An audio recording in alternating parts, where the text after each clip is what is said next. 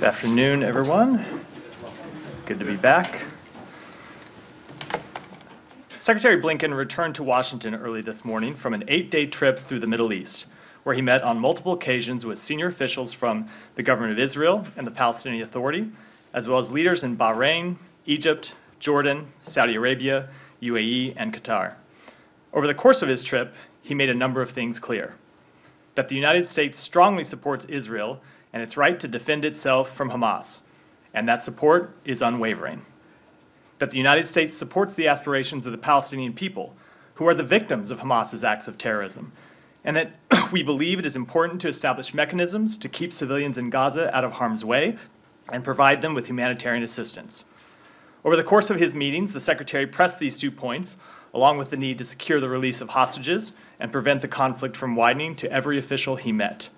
And when he returned to Israel on Monday, after his meetings with officials from other governments, he was able to deliver these messages not just on behalf of the United States, but also on behalf of others in the region who agree that Israel has the right to defend itself, but also want to see innocent civilians protected.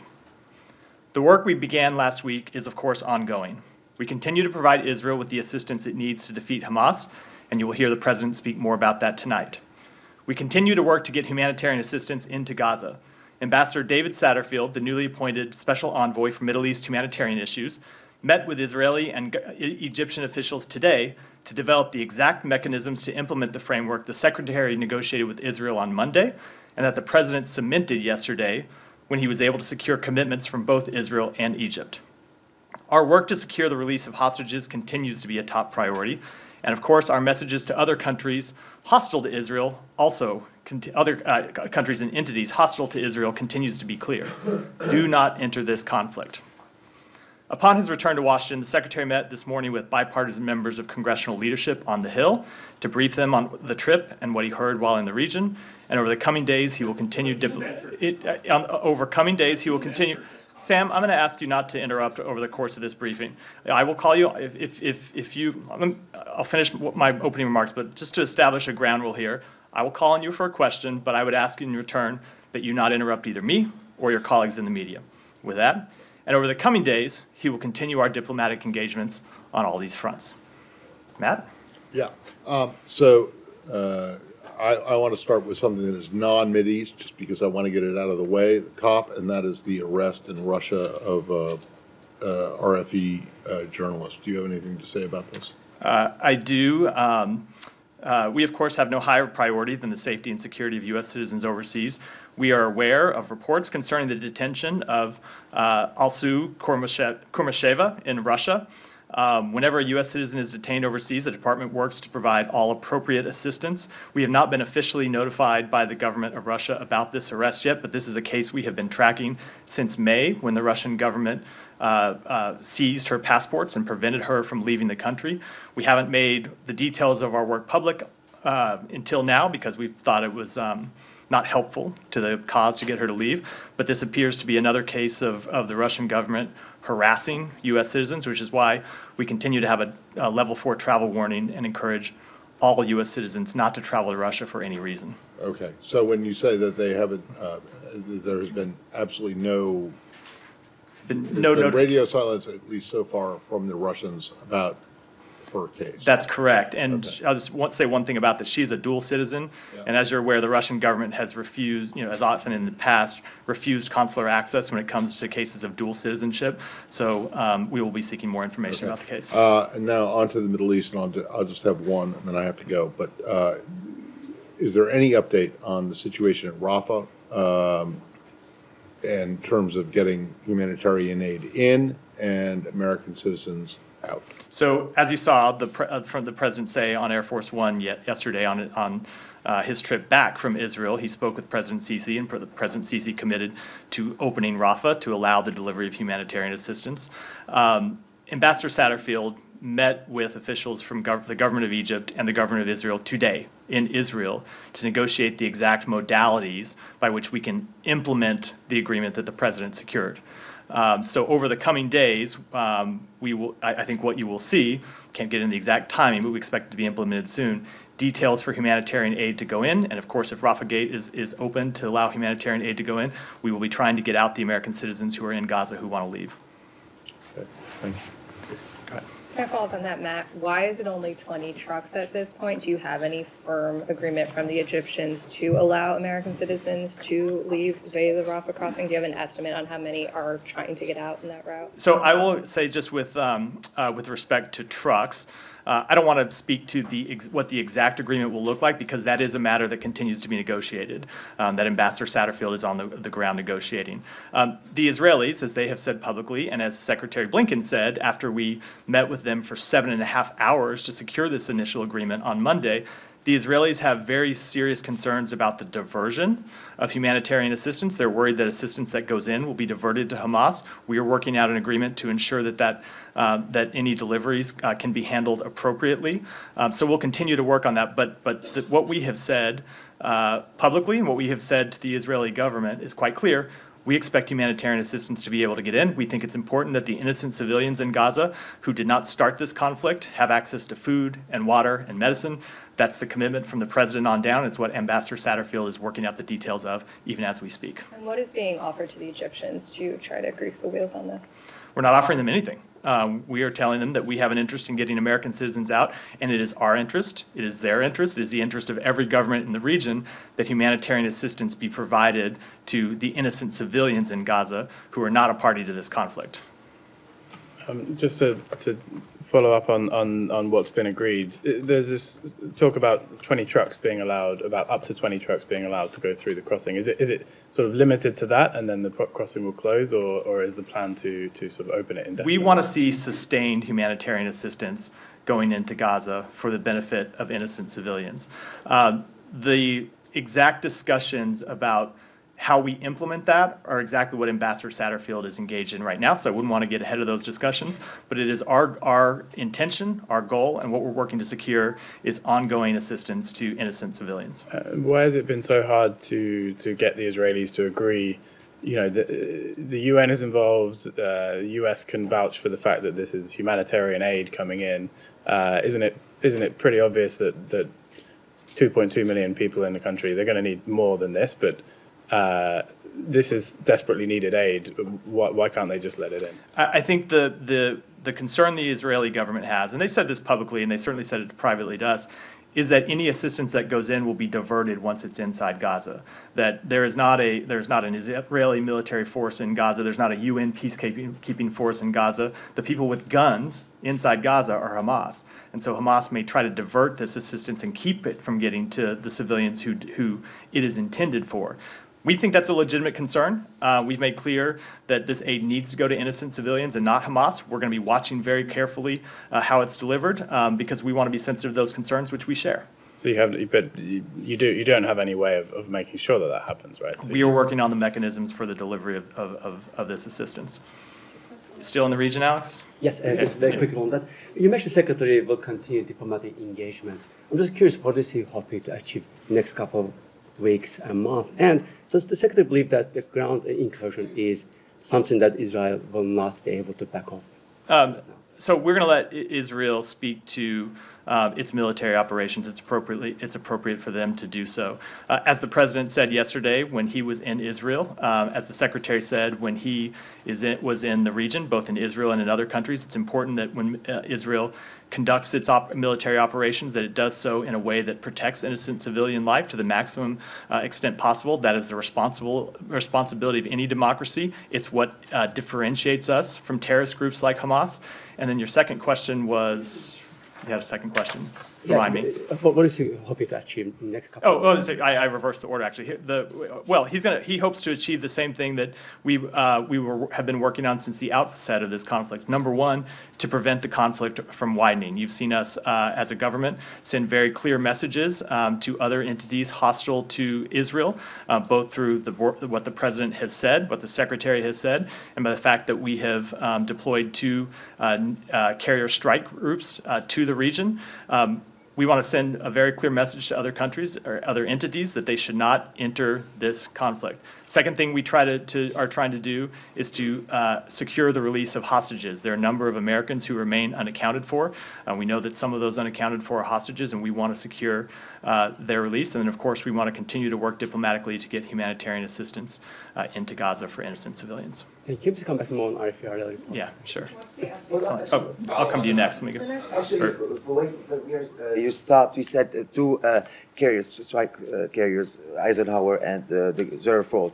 So let's say if Hezbollah decided to enter the war from the North Front, you said there's a clear message. Will the U.S. be involved in a battle with Hezbollah? I'm not going to speak to. So what do you mean by your message? I am not going to speak to hypotheticals down the road. But our message to any entity hostile to Israel has been that they should not enter this conflict. And our message to Israel and the Israeli people has been that we stand with you and we will support you. Okay, one more question. I'm going to get to everyone. People, Last I'm going to question. work. The U.S. State Department on Tuesday raised its travel alert for Lebanon to do not travel. And also asked for American citizens to make arrangements to leave the country as soon as possible. Do you have any additional information about the situation in Lebanon? Do you think it might escalate? And do you have, why you're asking U.S. citizens to leave as soon as possible? So we have taken that measure because we've seen events on the ground. Well, let me back up and say we are constantly assessing the safety and security of our personnel in every place where we operate overseas. We are constantly assessing the safety of the situation on the ground so we can give appropriate travel warnings and appropriate guidance to American citizens.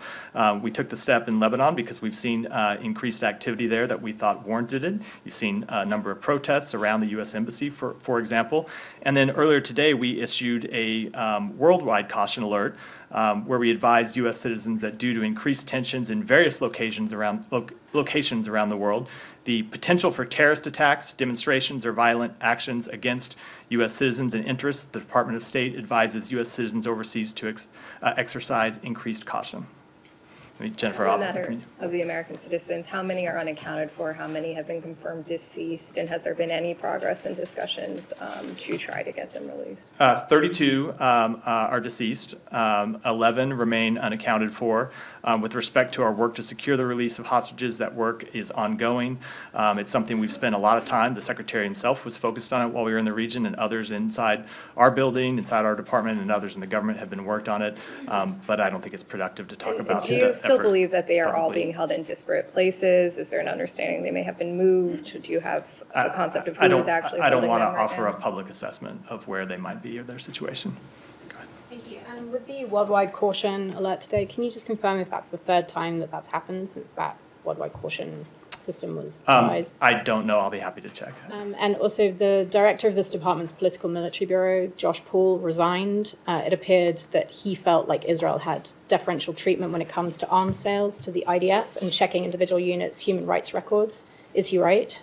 So let me say a few things about that. Number one, we understand, we expect, we appreciate that different people working in this department have different political beliefs, have different personal beliefs, have different beliefs about what United States policy should be. In fact, we think that's one of the strengths of this government. One of the strengths of this department is that we do have people with different opinions. We encourage them to make their opinions known. It, of course, is the president that sets policy, but we encourage everyone, even when they disagree with our policy, to make their leadership know. Secretary Blinken has spoken to this on a number of occasions when he said that he welcomes people exercising the dissent channel. He finds it useful to get conflicting voices that may differ from his opinion. He takes it seriously, and it causes him to reflect on his own thinking in terms of policymaking. But I will say, with respect to the specific criticism that has been aired, we have made very clear that we strongly support Israel's right to defend itself. We are going to continue providing the security assistance that they need to defend themselves. We think they have a right, not only a right, but an obligation to defend themselves against these terrorist attacks. I think any country would do that. But the president and the secretary have spoken to this very clearly, that we expect Israel to abide by all international law as they defend themselves. And we'll continue to work with them to ensure that they meet the highest standards. But on a practical, Go ahead, finish. Go ahead. sorry, Matt, but on a practical level, isn't Go ahead. Again, we're not going to. We don't do interruptions. Go ahead. No, No, somebody has to hold I'm it. You're not a speaking. professor. Go ahead. You're I'm a speaking. propagandist. You're not a Hello? professor, and I'm sorry. I think your colleague is asking if she is asking a question. Can you wait till I've asked my Please question? ask your question, but he can't say, You know what? Are you- You actually don't get to tell the Every people how to person in answer. this room? No, Yeah. I'm telling you. I know. I'm telling decorum you. here. It's at decorum. You can't Go get ahead. away with that. Go ahead. Settle down. Thank you. So, just on a practical level, does the military aid that goes to Israel, does it have the same vetting treatment as, say, for example, Saudi Arabia and Egypt? Like, does the Leahy Amendment apply to Israel when military aid is being vetted? We comply with all applicable statutory requirements and regulatory requirements in our provision of military assistance to Israel, as we do to every other country in the world. Can I ask a question, ahead. please? Go ahead. Thank you. Thank you, Matt. Do you have any figure on the number of Palestinians dead in Gaza thus far? I have seen the reported numbers. They're not U.S. government figures, but just as I've seen the Israeli reported figures. It is close to 4,000 people that have been killed, maybe mainly civilians. What kind of protection is the United States willing to give the Palestinian civilians? I mean, obviously, they are told to move from one place to another, yet they are targeted. So you keep saying that you ask of Israel that to protect civilians. Have you seen any measure by the Israeli assault thus far where it has actually taken the protection of Palestinians into consideration? We are working with the government of Israel. This is part of Ambassador Satterfield's charge, not just to get humanitarian assistance flowing into Gaza, which is something I've already spoken to at length, but not just to get humanitarian assistance flowing into Gaza, but also to establish places inside Gaza where innocent civilians can be safe from harm's way. That work is ongoing, but it is a high priority for us, and we are in discussions with the government of Israel about it, as well as the UN and other international bodies. So do you agree with the Israeli call of the United Nations to evacuate 1.1 million Palestinians to go south? I'm not going to speak to that specific question, but I will say it is important that Palestinian civilians have the chance to get out of harm's way. If Israel is conducting military operations in Gaza City or in other areas, it is appropriate to establish places where Palestinian civilians can be safe from military attacks, and that's what we're trying to do. So you know that those who have actually gone south now going back north because they have been hit time and time again? What I would say to that is exactly why we're working to establish these areas where they can be safe from harm. I have a couple more questions. One on your veto at the United Nations that was cast yesterday. Why would you cast a veto on a call to end hostilities for a very brief time so you can get human assistance going through? All other members of the Security Council, with the exception of Russia and England that chose to abstain, voted for such a measure. I would say a few things about that. Number one, we thought it was very unfortunate that resolution did not recognize Israel's right to defend itself in the face of these terrorist attacks. We think that is an important principle. I'm going to go back to what I said a minute ago, which is that Israel just suffered a massive terrorist attack, something that is 10 to 15 times the impact of 9/11 when you look at it on a per capita basis. Any country would defend it. Let me, Saeed, let me. I'm going to answer. I'll give you a follow-up, or you can make your point or answer your question. Any country would defend itself in those situations. The other reason we exercise that veto is there is ongoing diplomatic work about this very question right now, the work that Ambassador Satterfield is conducting, the work that others in the region are conducting to try to establish areas where civilians can be safe from harm. With that work ongoing and with a resolution that did not exercise Israel's right to defend itself, we thought this step we took was the appropriate one. Go ahead. So, in your view, what is Israel's end game? I mean, what we have seen is an increased assault that ends up killing a lot of civilians, and that seems to be, the trajectory for, the next few days and so on. What is, in your view, what is Israel's end game, or what should it be? Because you obviously are in talks with them. You talk with them at the level of the president, at the level of the Secretary of State, and so on. What is their end game? It's a good question. So I was just in with the Secretary, a number of meetings with officials from the government of Israel, including with Prime Minister Netanyahu, and what they tell us privately is the same thing that they have said publicly, which is at the end of this conflict, they want a situation where Hamas can never again govern and run Gaza in the way it has. They want to ensure that Gaza is not a place where Hamas can continue to exist and launch terrorist attacks against Israel, which we believe is a completely legitimate and appropriate position that any country would take. We also, as the President has made clear, as the Secretary has made clear, to continue to engage with them on how best they can achieve that goal while protecting innocent civilians from harm. So we're talking about regime change. I mean, just for the lack of better words, right? You can call it whatever Okay. word you want, but they want Gaza not to be administered by a terrorist organization that is launching attacks that kill I have one more 1,300 question. innocent civilians. I have one more question about the situation in the West Bank. Please, can I please finish my question? Thank you. I mean, thank you. On the situation in the West Bank, can you update us on the situation in the West Bank? Because since October 7 until now, 86 Palestinians have been killed by Israeli soldiers. There are fears that they are going to storm the camps anytime, like Jenin camp, whether these reports true or not, and so on. But are you prepared for such an explosion in the West Bank? So we have made clear that from the outset of this conflict, from the very first day, one of the things that we were trying to do was keep violence from spreading, to keep the conflict from spreading to other areas. So that's something we talked with President Abbas about when the Secretary met with him twice. It's something we talked about with other leaders in the region. It'll continue to be a priority. Go ahead. Thank you, Matt. Can you give us an update on what happened in the hospital? Yesterday you said, the NSC spokesperson said, we are still gathering information. Do you have any update?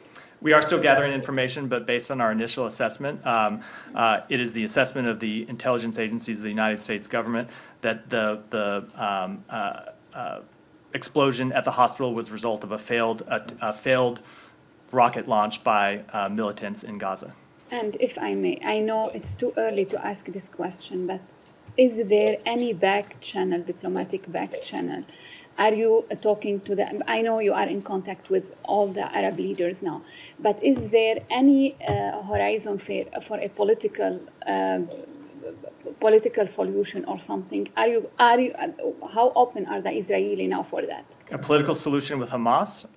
No, for the aftermath. I see. Look, it is something that we discussed with the Israeli government when we were there. It's something that the Secretary discussed with other leaders in the region. We are obviously in the very early days of this conflict, but it is something that everyone agrees needs to be a priority in ensuring that whatever happens to Hamas at the end of Israel's military operations, that's something new be established, and I expect that will be the focus of a good bit of diplomatic work over the coming weeks. You mentioned many times that you are working very hardly to not let this conflict widen. In case, I want to repeat the question about Lebanon, in case there was any engagement by any other party, whether Hezbollah or others, what is the scope of your intervention here? To intercept, to stop, or what? I am not, again, going to get ahead of actual events and speculate what our reaction might be, other than to say that the President has made very clear that anyone hostile to Israel considering to enter the conflict should think twice about doing so. So one last question. Are you negotiating with any other countries regarding the hostage, especially with Qatar? Because there are ongoing diplomatic engagements with respect to this question. The Secretary was personally involved in this issue when he was in the region, but I don't think it's productive to the outcome we're trying to achieve to talk about those engagements publicly. May I do this? I'm going to go here, and then I'll go do these. I'll work this side, and then I'll come back to you. Go ahead. Thank you, Matt. A few questions. First, on the ceasefire, the Egyptian and the Jordanians have asked for an immediate ceasefire. The Israeli government spokesman said that there is no ceasefire or cessation of hostilities during the time when aid is going to go through Rafah. So doesn't this put the people who cross in the border at risk? And why can the United States support the position that actually, at least during this time, there will be a ceasefire? Because one of the issues that Ambassador Satterfield is in discussions with Israeli and Egyptian officials about is exactly how to open Rafah Gate and ensure that humanitarian assistance can be safely delivered in. So that would include, obviously, Israel not conducting military operations in the vicinity where humanitarian assistance is flowing across through Rafah Gate into southern Gaza. Okay. Just follow up on the George Paul question. Isn't the U.S. Policy that U.S. weapons should not be used against civilians, especially lethal weapons? Can you assure us that U.S. weapons are not used against civilians, or is this exception to this rule? U.S. weapons cannot be deliberately used against civilians. Of course, one of the tragedies of war is that there are always civilian deaths. It is one of the great tragedies of war, and what we try to do is work to minimize civilian deaths to the greatest extent possible. So that is why the Secretary engaged, let me just go back to what I said at the outset. The Secretary went to Israel last week, met with the Israeli government on Thursday, met with families of hostages and families of the deceased, gave a speech in Israel about how the United States supports Israel. And then he went and traveled around the region and talked to leaders of the countries I mentioned, Saudi Arabia, the UAE, Qatar, both about the United States perspective, and he listened to their perspective. And one of the things he was able to do when he went back to Israel on Monday, 3 days ago, I think, was to deliver a message not just on behalf of the United States, but on behalf of all of these other countries, that it is important we establish a mechanism for the protection of civilians in Israel. Came out and gave a press statement, I think it was at 3 in the morning, after we engaged in 7.5 hours of discussions with the Israeli government about that question, where he, as he said at the time, the Israeli government had agreed at our urging, at our strong urging, and a message the Secretary carried not just on our behalf, but on behalf of other countries in the region, to work to establish those mechanisms.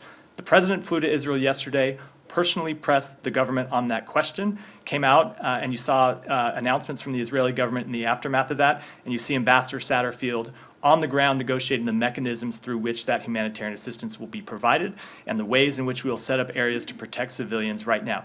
This is a top priority for the United States government. You have everyone from the president on down engaged in it, just because it is such a top priority, and we will continue to stay focused on it. Okay, and finally, just on the attack on the Ahli hospital, you said that you're sure that actually it wasn't the Israelis who did that. I said it was our initial assessment based on the information that is available to us. And let me just say, I don't want to play media critic here, but I will say that I do think that this event was a reminder of that everyone, this includes officials in government, but officials in government and everyone that watches this conflict, that commentates on it, it would be wise for all of us to take a beat and pause and collect all the information before choosing to decide what we believe and what we don't. I saw a number of reports from the very early days that took Hamas's word at face value, the word of a terrorist organization. I don't mind people treating our claims skeptically. Everyone is right to do that. We stand up here every day and defend them. But I would hope that everyone who is watching what's happening would not take claims from a terrorist organization at face value. And that's my question, sorry. It's precisely because of that in the region, as you know, there's mistrust of what the Israelis say, and actually of the U.S. position as well, because there are previous administrations that took us to war in Iraq on a lie. That was defended on a very high level, including behind this podium. This is why people are cynical when you hear something. We might not know the truth, but would the United States support an international investigation? That's I do not believe that is appropriate at this time. The Israeli government has released a great deal of evidence to support their contention that this was a misfire rocket attack from inside Gaza that unfortunately landed on this hospital and killed, it looks like, hundreds of civilians. The U.S. government is conducting its own assessment. And I would just say, from Hamas's side, we've seen a claim backed up by zero evidence. And it is unfortunate that a lot of people believe a claim from a terrorist organization in absence of them having provided any evidence at all, when you are seeing the Israeli government provide evidence. And I know people treat that skeptically, and I understand the reasons why. But I would hope that people who are trying to determine what actually happened would look at the fact that Israel has released information and Hamas has not in this instance. Thank you. No, let me go ahead. Go ahead. Follow up on the resignation of the senior State Department official. After that resignation, would the U.S. reconsider its policy of unconditional military assistance to Israel, isn't there any concern among the administration that, you know, by supplying this military assistance, you might be involved in any possible war crimes against civilians? No, I would say that we have made very clear that we expect Israel to conduct its operations in compliance with international law. That is the standard we uphold. That's the standard we hold ourselves to. It's the standard we hold our partners to. It's the standard every democracy ought to be held to, and we will continue to work with them and continue to deliver messages to them that they should conduct their military operations in to the maximum extent possible to protect civilians from harm. I have a follow-up on the hospital attack. Would the U.S. consider making that evidence, that data related to hospital attack, public? I don't want to speak for those are not assessments that are conducted in this building, and I wouldn't want to speak to other agencies' equities from here. Go ahead, Shannon. Thanks. On the hospital blast, we saw several Middle Eastern leaders come out quickly and going off of Hamas's word, condemn Israel, condemn the IDF, but now with the U.S. assessment, has there been any high-level outreach from this building to either share that intelligence or encourage them to walk back some of their initial condemnation? I don't want to speak to private diplomatic negotiations, but one of the things the Secretary did make clear in his travels around the region is that we think everyone ought to be very clear on what Hamas is, a terrorist organization, and be clear about that publicly and be clear about that privately, but beyond that, I wouldn't want to speak to private conversations. As a follow-up, does the State Department think that if some of those leaders were to come out and have some more measured statements, walk back some of their initial statements, would that perhaps lower the temperature in the Middle East where we're seeing widespread protests? Go ahead, if you wouldn't mind repeating that question. Is the view of the State Department that if some of these leaders were to walk back their initial statements, encourage caution as the State Department has, would that perhaps lower the temperature where we're seing some of these widespread protests? I don't want to speak to what other leaders should do. But I would say we have made very clear that we think everyone ought to be open and crystal clear in talking about the fact that Hamas is a brutal terrorist organization that killed hundreds and hundreds of Israeli civilians. And of course, we would hope that everyone that looks at what happened in the explosion at the hospital would look at the evidence in making up any determinations and not just rely on the word of Hamas. Go ahead. Thank you, Matthew. Excuse me. Why did the State Department allow for the lowering of flags in the aftermath of the hospital attack per a department cable sent out to U.S. diplomat and consular posts, but not in the aftermath of the October 17 Hamas attacks on Israel? What does the House Speaker saga say about America's standing in the world? Is the State Department concerned about the vacancy given that the U.S. cannot send supplemental assistance to Israel or Ukraine without a House Speaker? What we said in respect to the lowering of flags is that embassies could make decisions consistent with longstanding State Department policy and State Department regulation to decide to lower their flag when a state of mourning has been declared in that country. There are other considerations that go into, but that's one of them that embassies can consider. I think places where the flag has been lowered, it's because there has been a state of mourning that was announced by the government. We, of course, mourn the loss of the innocent civilians who died in that explosion at the hospital, just as we mourn the loss of 1,300 Israeli civilians in the deadly terrorist attacks by Hamas. With respect to the question about the flag at our embassy in Israel, there was not a national day of mourning that was declared, which is one of the things that goes into the policy. But I think we've made pretty clear our sympathies for the people of Israel when you saw, for example, the Secretary traveling to the region and meeting with the families of a number of Israeli and American citizens who have lost their lives, of meeting with the families of hostages, of giving a speech in Israel where he said that the United States stands by you, and talked about how he was personally affected by the tragedy. And the second question with respect to, look, I'd say that when it comes to funding, the president's going to speak to this somewhat tonight, so I don't want to get too far ahead of the president. Never a good idea for a spokesman. But I will say that we do think it's important that we have a functioning partner in Congress who can support our allies and our partners around the world. We have made clear that we stand by Israel just as we stand by Ukraine. There are two democracies defending themselves from attacks from outside.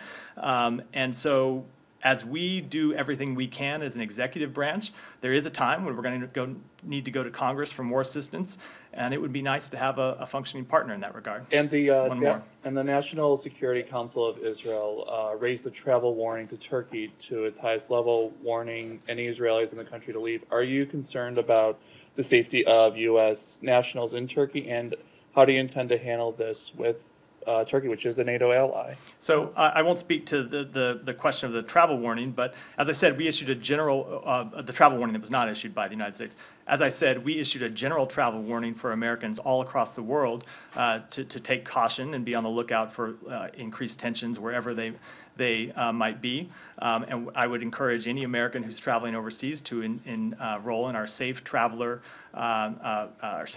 program so they can get updates about where they are or about conditions wherever they might be. Go ahead, Janie. Thank you. Thank you, Matt. Russian President Putin and Chinese President Xi Jinping blamed the Middle East crisis on US's faulty diplomacy, and they said that they supported Hamas.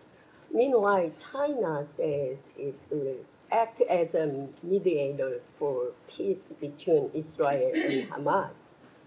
Do you agree to Chinese arbitration? I would just say that the instigator of this current conflict is Hamas, plain and simple, full stop. It is Hamas that launched a deadly terrorist attack inside Israel and killed hundreds and hundreds of civilians. With respect to potential mediators, I would say we think at this time the appropriate step is not mediation with Hamas, but Israel defending itself, as any country could. I will say, however, that one of the things the Secretary did while he was traveling in the region is to reach out to his Chinese counterpart and call Wang Yi to make a very clear point, which is China has lines of communication with a number of countries in the region. We have said in this, going back to the Secretary's trip to Beijing in June, that one of the reasons we wanted to have lines of communication open with China was that so when there are crises across the world, not just bilateral issues between the United States and China, but when there are other crises, that China can use its lines of communication or its influence for good. So if China could do something to prevent the conflict from widening, that is certainly something that we would welcome, but I don't think that goal of ours is consistent with the proposal that you mentioned. As you know, the North Korea continues to transport weapons to Russia. Does the U.S. have any tools to block arms trade between Russia and North Korea? So we've spoken to this somewhat before, back before this latest crisis. I will say that, as I said back then, part of the reason Russia has had to go around the world looking for arms is because of the sanctions and export controls that we have imposed on them. One of those states is the DPRK. We have released information to show that military assistance is already moving from DPRK into Russia. We will closely monitor that, and we will take whatever steps we can to hold the parties to account as we have in the past. Thank you. Matthew, good afternoon. Two questions, if you would, please. One, the Catholic Patriarch of Jerusalem, his name is Cardinal Pier Battista Pizzaballa. He recently said he would allow himself to be taken hostage by Hamas if Hamas would release the children they are currently holding in captivity. One, is the State Department aware of that offer? I've seen public reports about it. I don't have any comment about it. Our position all along has been that Hamas should just release the innocent civilians that it's holding. It's not necessary to have any further negotiations. These are in many cases children, in some cases babies, and that Hamas just ought to release them. Does the State Department believe the Vatican can play a role in helping free the hostages? We would welcome diplomatic engagements by any country to try and secure the release of hostages. And number two, please, more specific. Holy Family Church is the only Roman Catholic church in Gaza. In fact, it's located in Gaza City, the northern part of Gaza City. Right now, it's housing hundreds of refugees. They have little food, little water, little electricity, few mattresses. The new aid the Biden administration is sending, the $100 million, do you believe, does the State Department believe that money will get to that church, Holy Family Church to help those civilians there? I can't speak to where exactly the aid will be delivered with respect to any one entity inside Gaza. What I will say is that the mechanisms we are trying to establish now, that Ambassador Satterfield is trying to establish, are to ensure that food, water, medicine gets to any innocent civilians in Gaza who needs it. That would could possibly include a church, it could include others. The point is that any innocent civilian, not a Hamas terrorist, but an innocent civilian should have access to the food, water, medication, and other humanitarian assistance that they need for their daily lives. Abby. Can I follow up on the Rafah border crossing? I know we're looking at 20 trucks possibly coming across, but how much aid total is waiting to come across that border? And can you give any more details on, once it crosses over, how it will be distributed and where it will go? Both of those are questions. I know there's a number of aid that's pre-positioned by various agencies and nonprofits outside of Rafah in terms of how it will be delivered inside Gaza. When it moves through Rafah into Gaza are questions that we're working through right now. And one more follow-up on the worldwide threat. Were there any specific threats that the State Department saw that led them to issue that alert? I would just say we're monitoring conditions around the world. We're monitoring conditions in the region. We take a number of factors into consideration when making that determination. It's not necessarily any one thing, but everything that we're watching around the world. Still on Israel? Or? Yeah. Go ahead. Go ahead. Yeah, go ahead. Sorry. Afghanistan, please. Oh. No, go ahead, and then I'll come to you. Go ahead. Thank you very much. We can move to something else. Afghanistan people has a lot of problem. Pakistan and Iran try to, kick them out, and they want them to leave Iran and Pakistan. And so many refugees live in these two countries. There is any way to bring a little pressure on these two countries, Pakistan and Iran, to keep Afghan refugees so far, because some of them, they try to leave Pakistan and Iran to come to the United States and some other country. They have a lot of difficulty and they push them to leave the country. I would say that we urge all states, including Pakistan, to uphold their respective obligations in their treatment of refugees and asylum seekers and to respect the principle of non-refoulement. We strongly encourage Afghanistan, I probably messed that up, my French is not so great. We strongly encourage Afghanistan's neighbors, including Pakistan, to allow entry for Afghans seeking international protection and to coordinate with international humanitarian organizations such as UNHCR and IOM to provide humanitarian assistance. Go ahead. Thank you, Mayor. Yesterday, the U.S. forces in Iraq engaged with 3 drone attacks. The second drone attack resulted in minor injuries to the U.S. forces.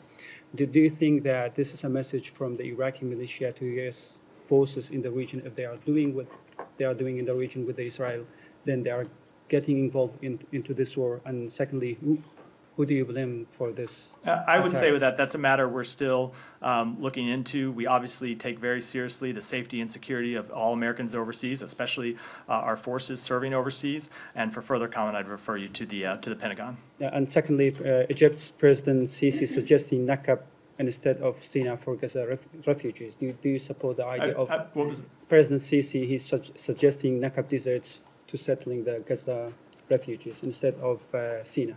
This is inside Israel. Do you support the idea of resettling the Gaza refugees inside Nakab deserts in Israel?